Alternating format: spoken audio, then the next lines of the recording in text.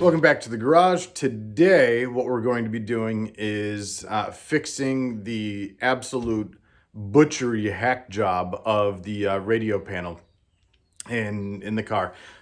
Someone cut out a bigger hole for the actual radio itself, put 2 additional holes for some random knobs. I have no idea what the heck they were doing, but I do have a replacement panel. So what we're going to do is figure out how I want to cut that out and put the new one in.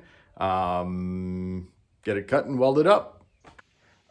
All right, so as you can see, it's a bit of a hack job. So this hole, this one are for the dash pad. I think these top holes are the original ones for the radio. The bottom ones look like they were hacked in on the actual radio opening. I mean, someone took a grinder to it and did an absolute piss poor job. But what I do have is this guy. So, I was doing a little bit of mocking up. I think what I'm going to do is effectively just cut a square, and then above this crease right here. So that way I can use the kind of formed in crease right here. So I'm not trying to recreate that. So I'll cut it up, 1/2 inch or so. So what I'll do is I will probably cut it out of this first, then put it up here, draw a line around it, cut it out, use a magnet to hold it in, and get to welding. I don't know, I'm a bit loopy today. But anyway, that's the plan.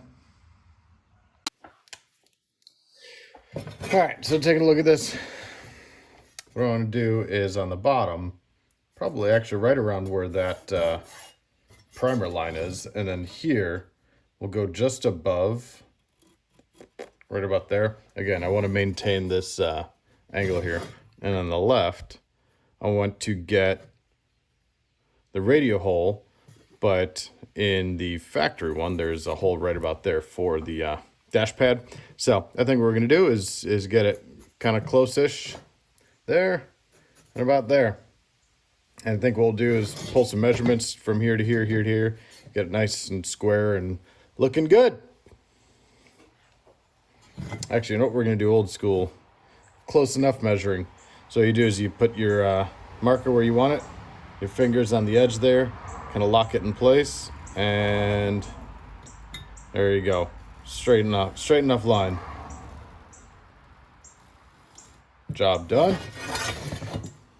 And then this is a little bit of the same.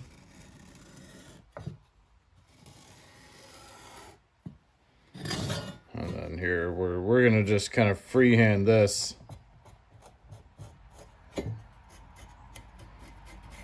I'm not a surgeon with the grinder anyway, so it doesn't really matter. Cool. Let's do it.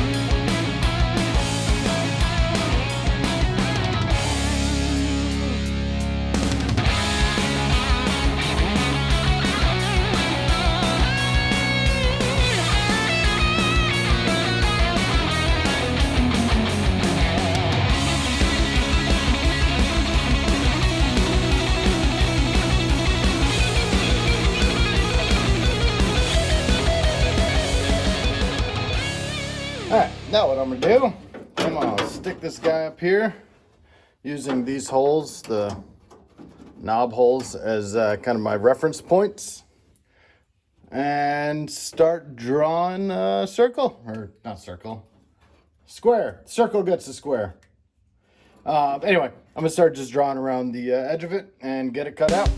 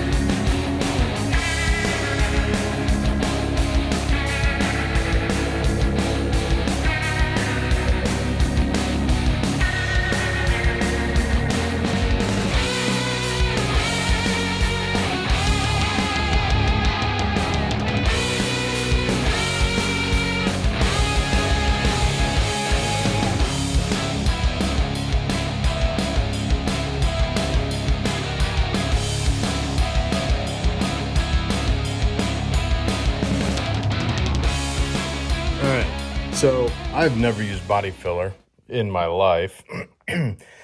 So I got one that has this fancy, you put the filler / putty puddle, tells you how much hardener to use, 2, 4, 6 inch. So that's kind of neat and good for a simpleton like me. It is Evercoat Body Shop Pro Grade color change.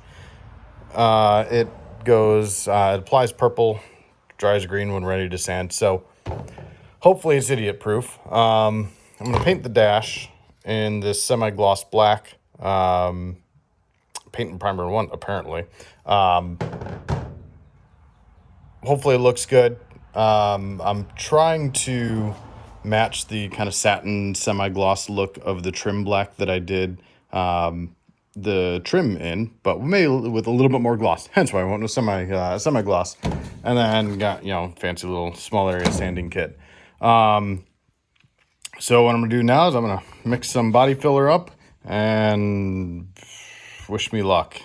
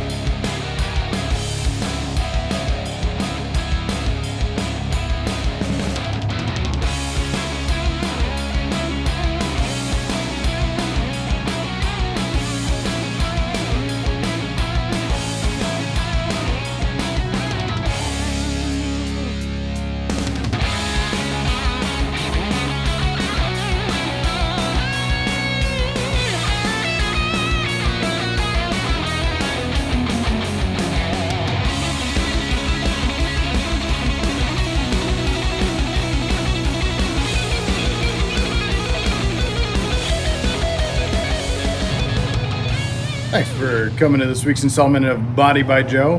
The bodywork itself, with the Bondo and sanding and all that stuff, turned out okay. I would call it adequate. But it looks good, right? Overall, I'm happy with it. The paint looks good. I like the semi-gloss. Anyway, I guess the easiest place to learn was where anyone in the car will be looking at it. But it'll be fine. Get some practice in, and next up, do some body work. Proper body work. Anyway, talk to y'all next time.